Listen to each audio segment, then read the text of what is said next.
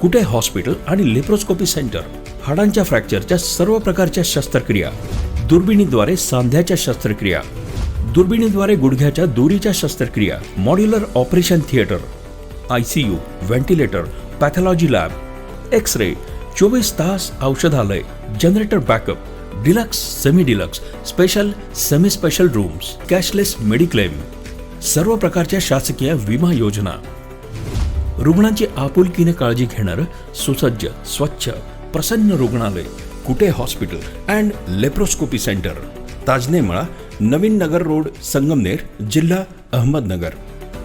आज ही कोपरगाव नगर परिषदेची सार्वत्रिक निवडणूक आहे. दिलीप भाऊंनी, विवेक भैया आणि पराग भाऊ सगळ्यांनी मिळून हा विश्वासनामा काढलेला आहे. तुम्हाला विश्वास दिलेला आहे की ह्या सगळ्या चांगल्या पद्धतीने आपण जर मतदान केलं तर निश्चितच अशा पद्धतीने आमचं कामकाज होणार आहे. आजच्या आपल्या या कार्यक्रमाच्या अध्यक्षा श्रीमती संगीताताई धनुभाऊ रुईकर आहेत. आज आवर्जून आपल्या सगळ्यांना धनुभाऊंची आठवण होते आणि म्हणून संगीताताई सोबत आल्या. तिथे आपल्या कार्यक्रमाच्या त्या अध्यक्ष आहेत. त्यांनी सुद्धा अतिशय चांगलं काम दोघांनी इथं केलेलं आहे.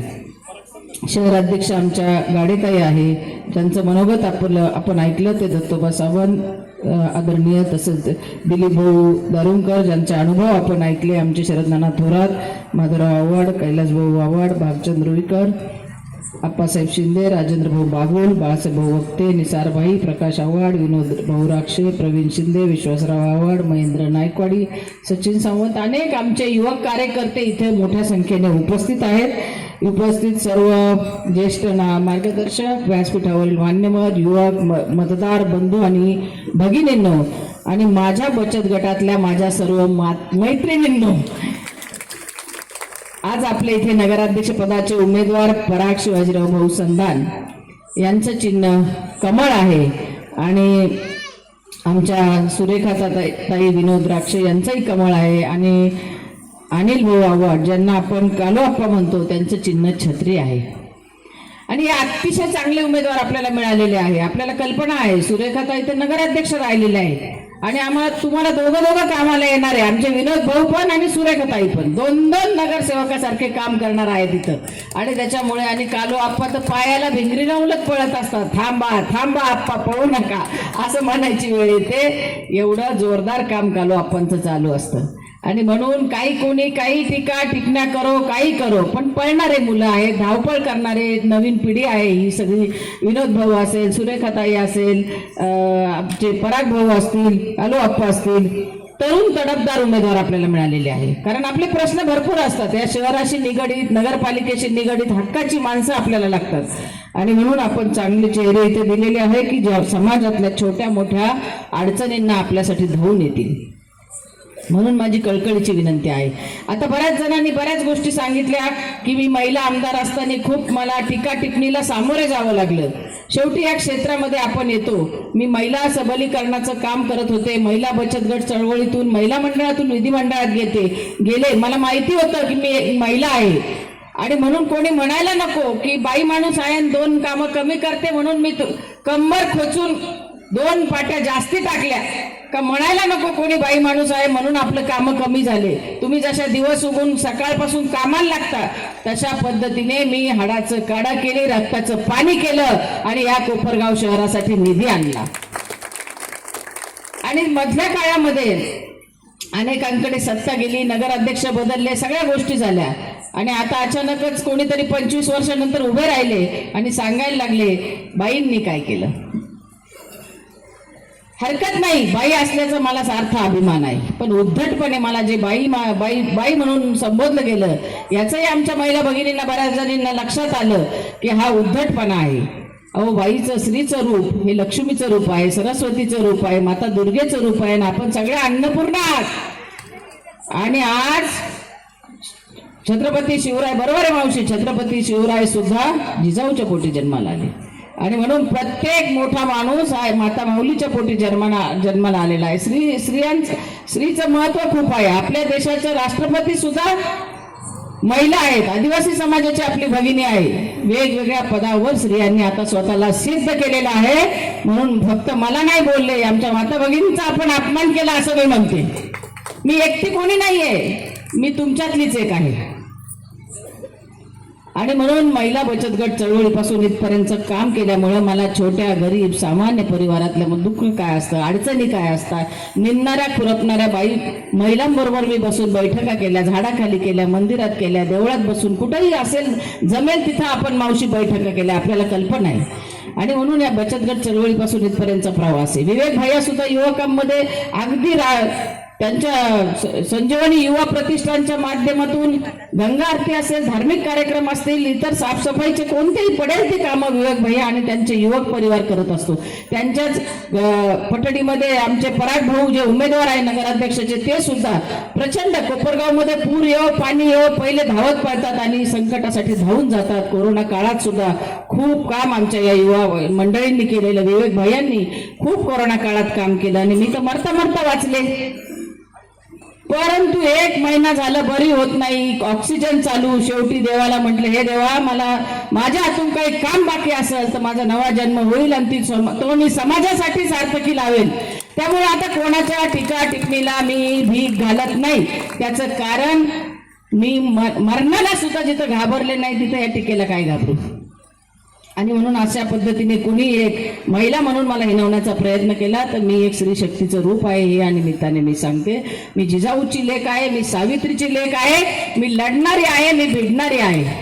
आणि मीच महिला बचत गटातल्या भगिनींना मी सांगत असायचे की आपल्याला रडायचं नाही, आपल्याला लढायचं आहे आणि म्हणून आम्ही लढणारे आहोत.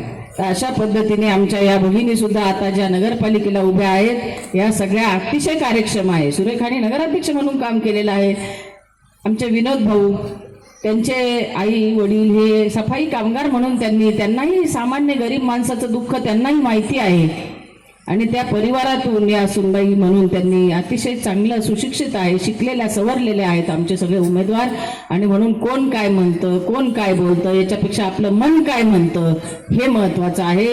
देशामध्ये मोदीजींचं सरकार आहे, भारतीय जनता पार्टीचं, केंद्रात जे सरकार आहे तेच राज्यात असलं पाहिजे, राज्यात जे सरकार आहे तेच नगरपालिकेत असलं पाहिजे, तर आपल्याला मोठ्या प्रमाणात निधी येणार आहे.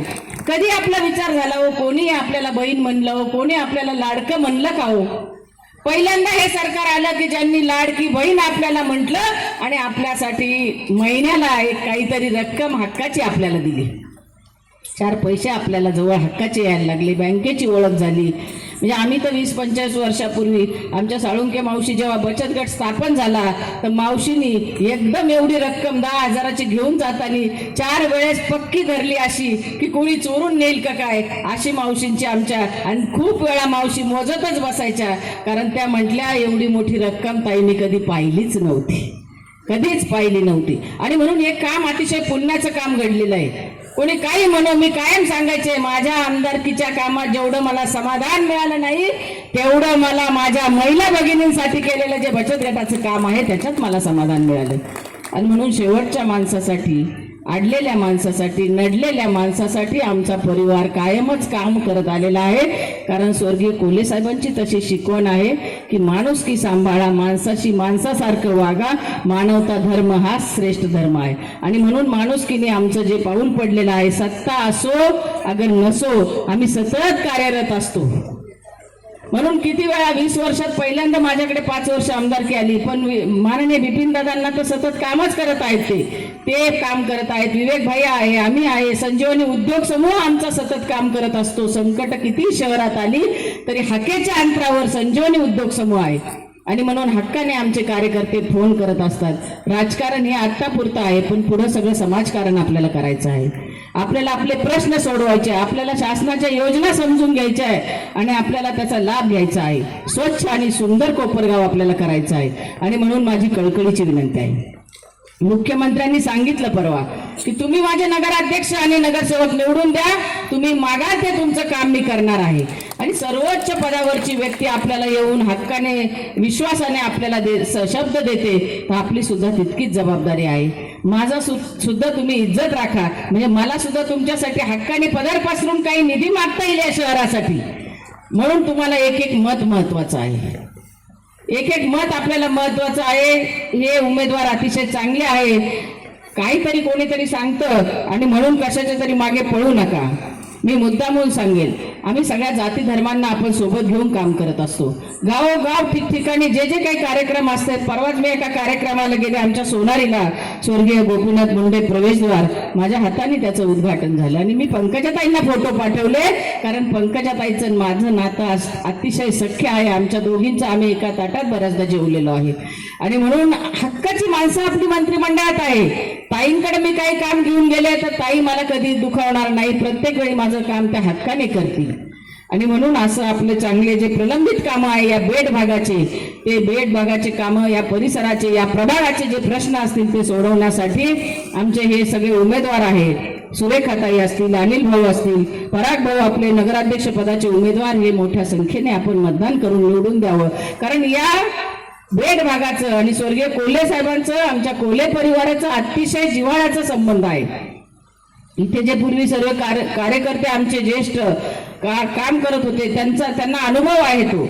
आणि म्हणून आपल्याला सगळ्यांना पुन्हा विनंती करते, मधल्या काळामध्ये नगरपालिकेचा कारभार कोण पाहत होतं? इलेक्शन खूप दिवसांनी, खूप वर्षांनी आलं, पण मधल्या काळात सगळा कारभार आमदाराचे पीए, अधिकारी पाहत होते.